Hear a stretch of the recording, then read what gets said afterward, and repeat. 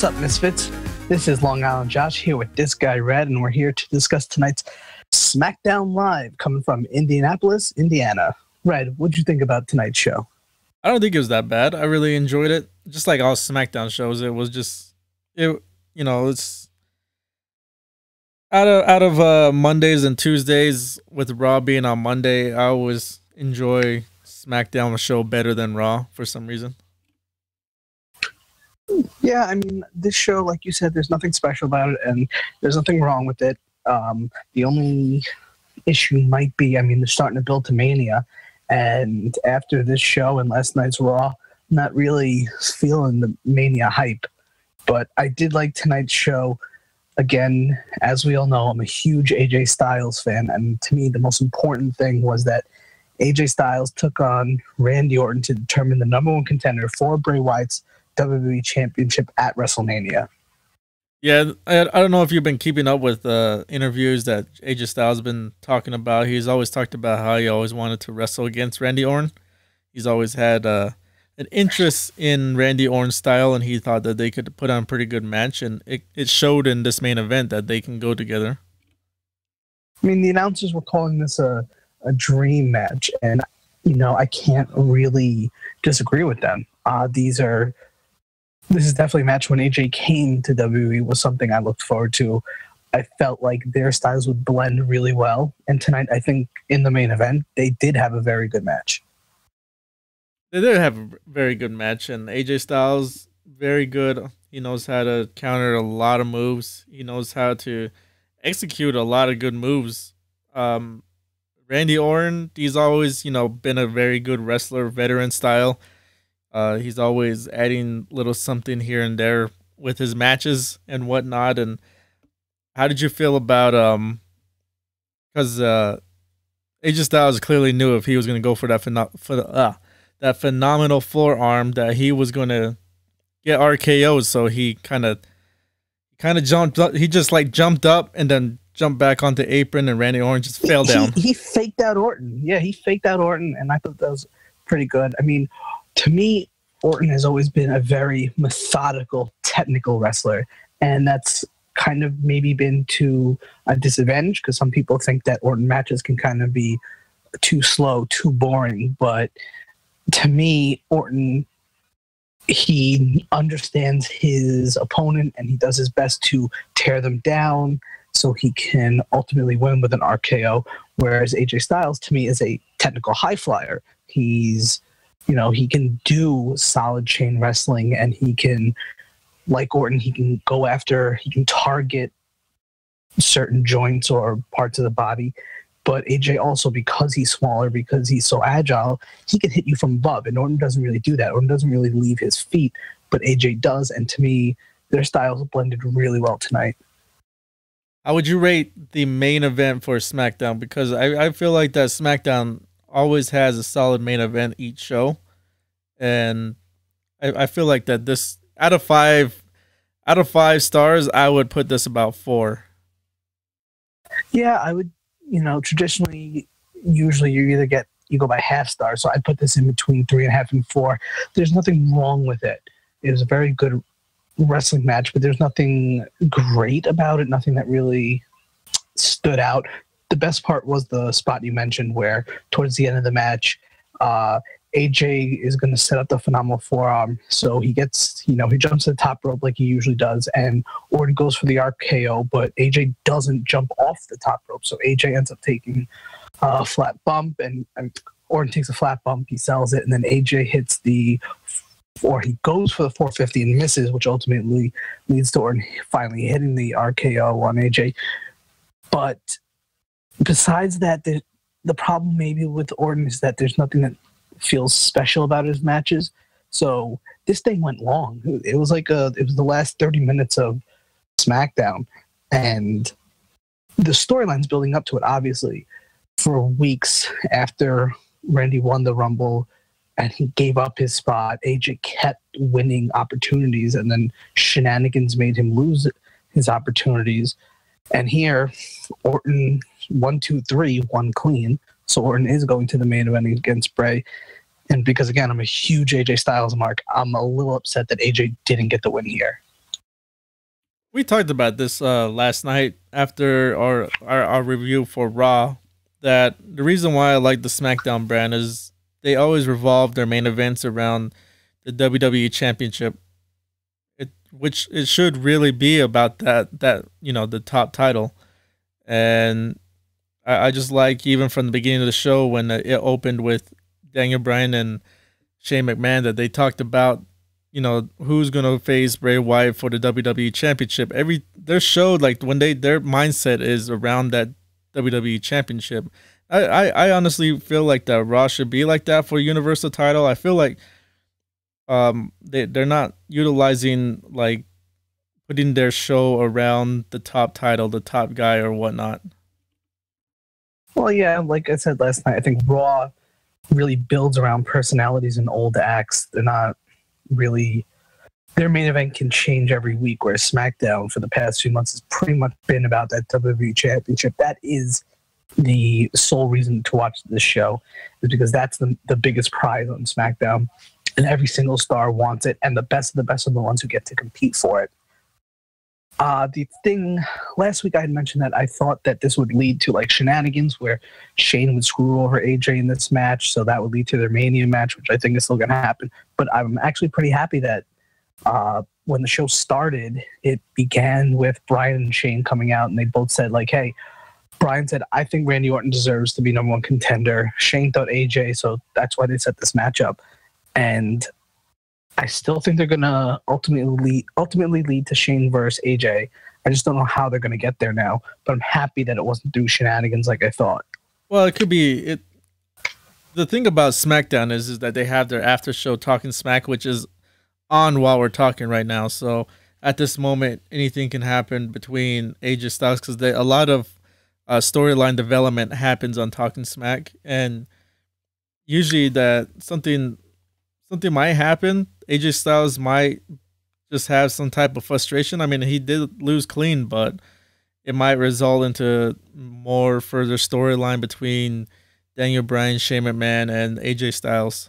So that's what I like about Talking Smack. Raw's got like what they call it, Raw Talk or whatever, but they don't.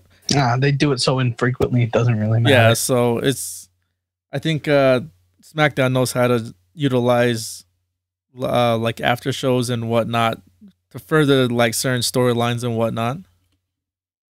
Now, one of the things that maybe hurt SmackDown is, to me, the only thing that stood out tonight was the Randy Orton AJ match.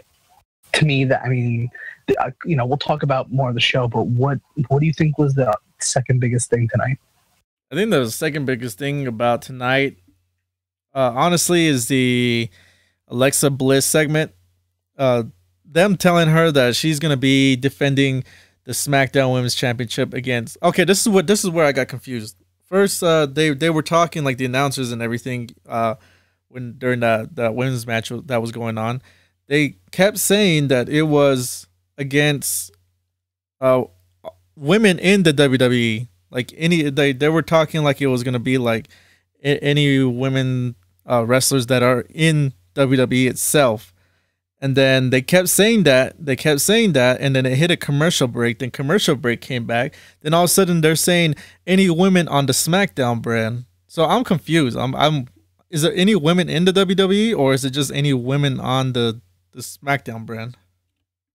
I took it as Alexa Bliss is going to defend her title in some type of match. They didn't get into the details, but every SmackDown woman talent would be able to get involved. So to me, that just opens up the question for Renee Young and who's the backstage announcer? Dasha?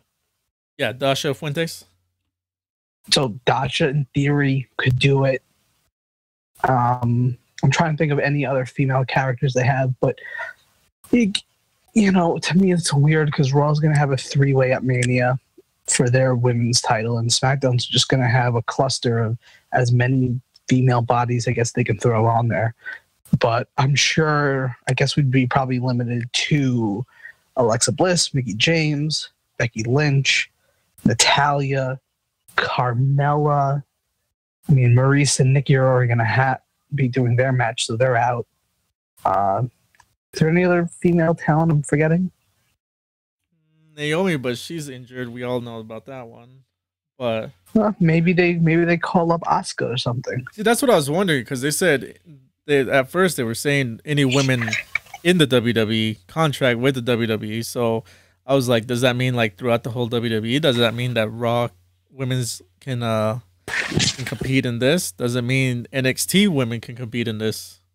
It like if they say that it's throughout the whole WWE itself, I would really think that Asuka would be a surprise entrant in that whole match, which I wouldn't mind seeing. I mean, she's dominating NXT right now. It's like have her go undefeated at NXT, then just bring her up. I mean, they could do it. They're vague enough where anything could happen. But like you said, this is probably the second most important thing on Raw. I mean, we like to do three. So what do you think is the third biggest thing on SmackDown? Well, there was that whole Dean Ambrose and Baron Corbin in the backstage. Where Right. So I kind of want to talk about this. So Dean Ambrose comes out. He's supposed to have a match with Kurt Hawkins. He, instantly beats him and then cuts a promo on Baron. Baron's on the Titantron telling him to come find him or whatnot.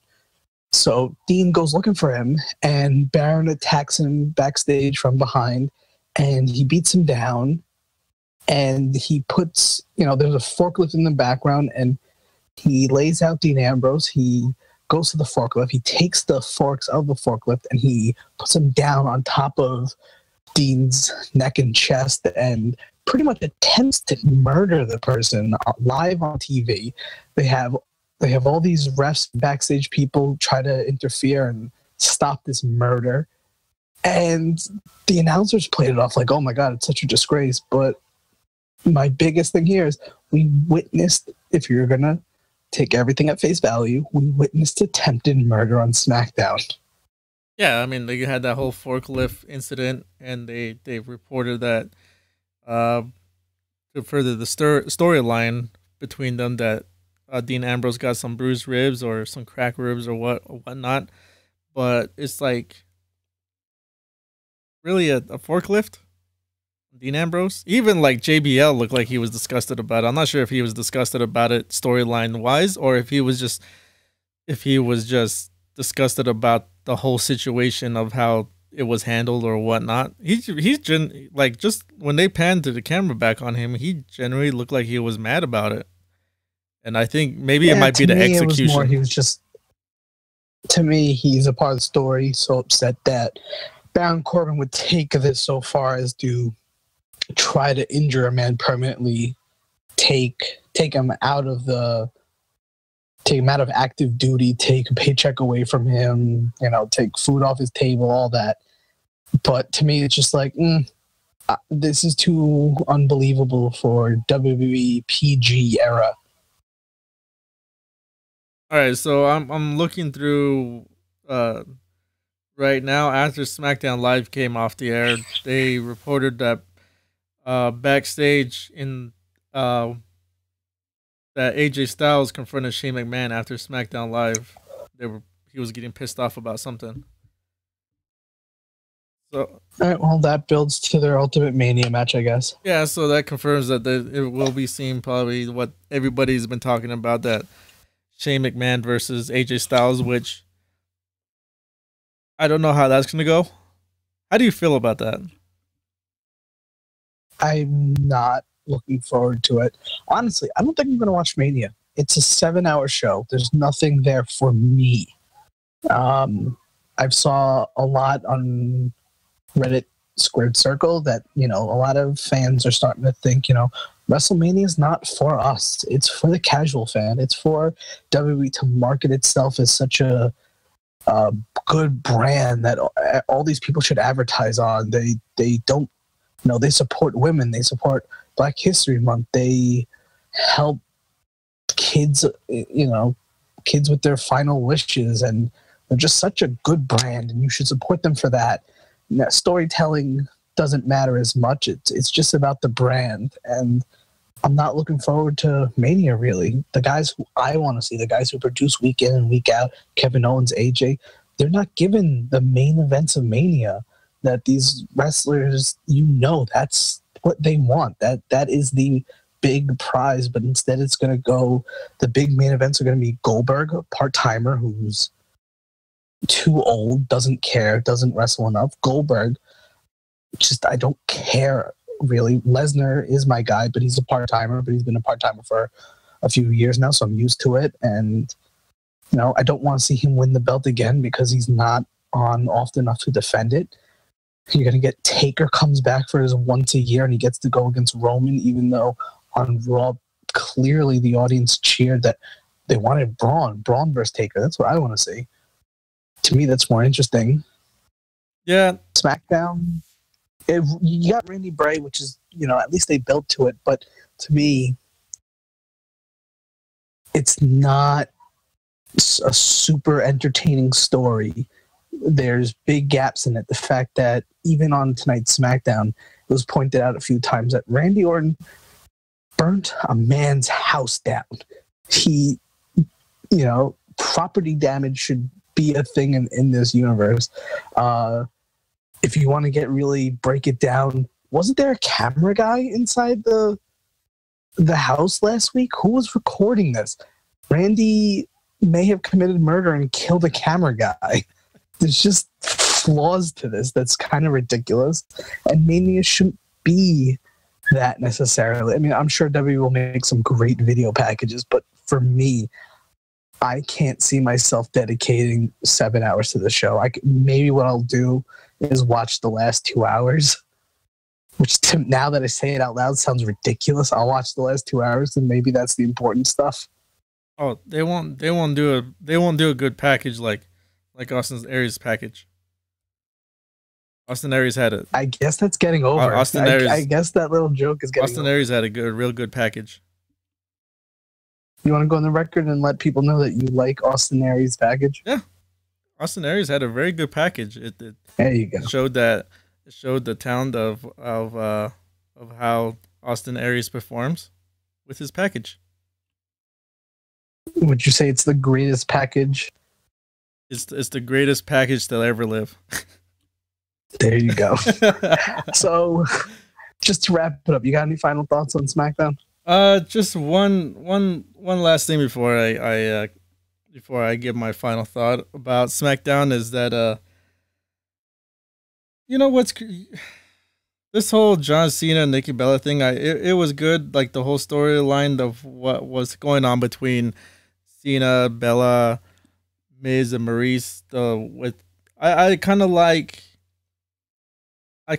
how the Miz is saying a little bit of truth about what's going on between these two, and it's kind of cringeworthy just to watch. Just watch. Okay, but if you're a fan watching and you don't understand that everything's not on the level, Miz's points have weight to them.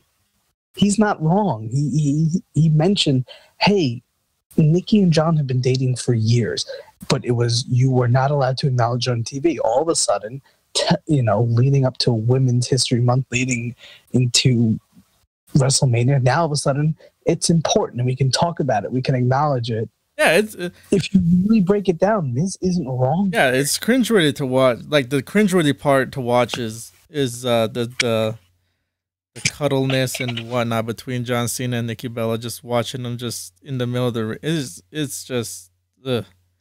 But having Miz get on the mic and say all the stuff that everybody already knows about, like he's saying that these guys weren't supposed to, or these two weren't supposed to do what they were supposed to do on TV, like they do on whatever Divas, Bellas, whatever the hell the shows are.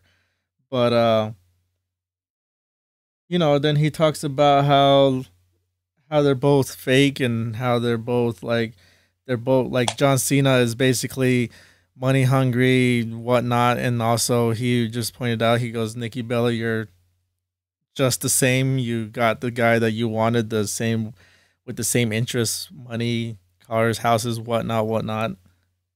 And I kind of like I'm kind of liking the Miz's mic work in this whole thing. I mean, John Cena can come with his puns and whatnot, but I kind of like the pipe bomb style of Miz.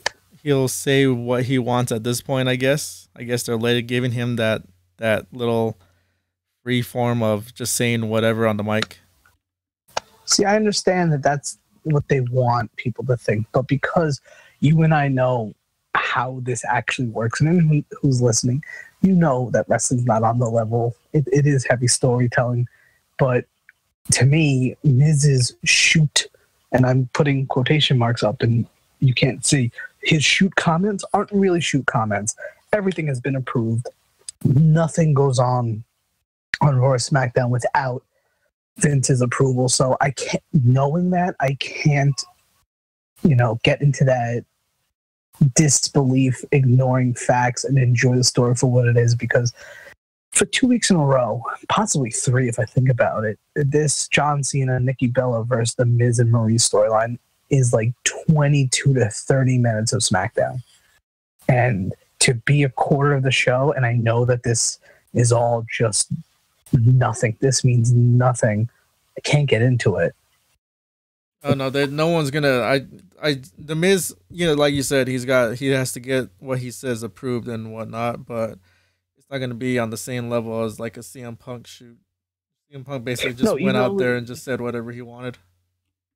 Even though I think to most of the same effect, probably CM Punk, all of his lines were approved. I could see sometimes he would do lines that weren't approved, and if Miz were to have said stuff tonight that wasn't in the script, it didn't stick out to me. It's not like I give him that extra credibility. What I think is going to happen at Mania, and I've said this for weeks, is that Cena and Nikki win. Cena gets down on a knee, and he proposes to Nikki, and the engagement ring is a big diamond ring, but it's also the shape of a WWE title. I don't think that'll happen. I think it's happening. I'm literally like putting all my eggs in this basket. WWE loves branding. They want to have Cena out there talking about stuff, and now we can talk about his fiance, and they can show the clip of him proposing to her, and they can show her the ring, and the ring's going to be a WWE logo. It's going to happen. No, it's not going to happen, but this is not going to, I don't think this will I don't think these two will, like, they'll have their, insults between each other, but it's not going to get to the like personal stuff. Like, this is not CM Punk to Triple H. This is Phil Brooks to Paul Levesque. I mean, that's not going to get to that part. But right. My final thoughts on SmackDown. I thought it was a solid show. Not a lot of highs, or there wasn't very many lows. It was I would say it was a mediocre show, but it was pretty good with the main event between Randy Orton and AJ Styles. And SmackDown, even though it's only a 2-hour show, I felt like this week did a lot better than Raw. I really feel like it did a lot better than Raw. Yeah, I mean, if you're watching this because you don't have 2 hours to devote to SmackDown, this week I would say devote 90 minutes to it. Watch everything but the opening with John Cena's whole deal. But otherwise, I thought tonight's episode was totally fine, but nothing really stood out. But again, I think it was worth your time. I agree with that one. All right, Misfits. We hope you enjoyed this episode. If you did, please hit that like button, press subscribe for more wrestling reviews, and please leave a comment.